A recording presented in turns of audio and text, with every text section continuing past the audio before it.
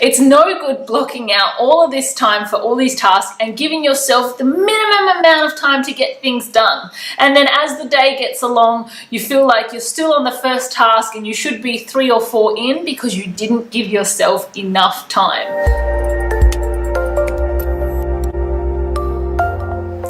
Hi beautiful people, it's Deanna here, and today I'm going to talk about why I love calendar blocking and why I think that you should too.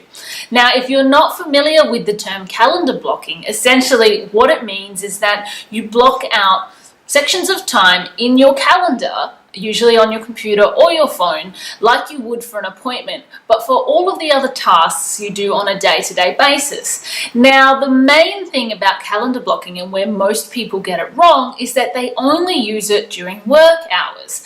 And it's not during work hours that you tend to find that you get stressed out or overwhelmed. It's actually usually during your home life that you find you don't have the time to do the things you want to do.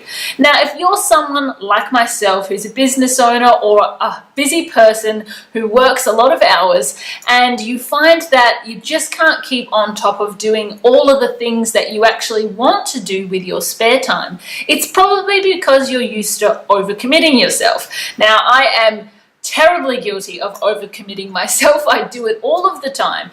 And then it comes to times where I go, okay, well, I've done all of the most important things, and then by the time it gets to the end of the weekend or the end of the evening after work, or even if I've got some free time in the morning, I didn't actually get time to do the things I really wanted to do. And so this is where calendar blocking is really useful. Now, some of you, it might just be something you need to use temporarily until you get used to allowing space within your time to do the things you want to do. I find for someone like me, I go on and off of it, but generally speaking, I find it super helpful to be able to block out time for the things I need.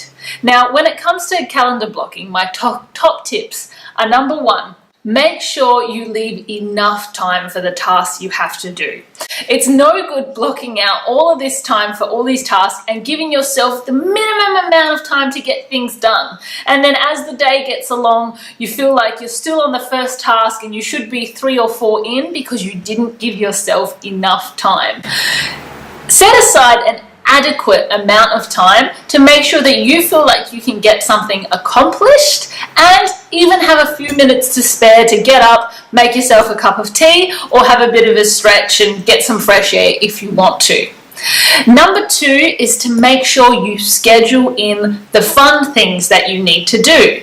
So for me, on the weekends, I do tend to be a little looser with my scheduling than what I am during the week. But I like to schedule the time for things like when I'm going to yoga, when I'm going to the markets to buy food, and even if I've decided that I would like some time to Netflix and chill, I put that on the calendar too. Because otherwise, if I don't put it on there, guaranteed I'm going to fill it with something else, and then it's going to get to the end of the weekend and I go, I didn't actually get any time to relax. And then you start a new week and you feel like getting back into the hustle and bustle is that much harder without your downtime. And my third tip for calendar blocking is to color code things to make sure that they're in different categories.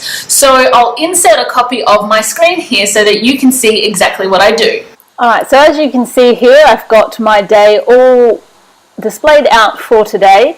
Down the sides here you can see the categories that I use. So appointments, coaching, get stuff done, holidays, other routines, and social events. And sometimes I'm adding or taking categories depending on what's going on in my life, but at the moment this is what we've got.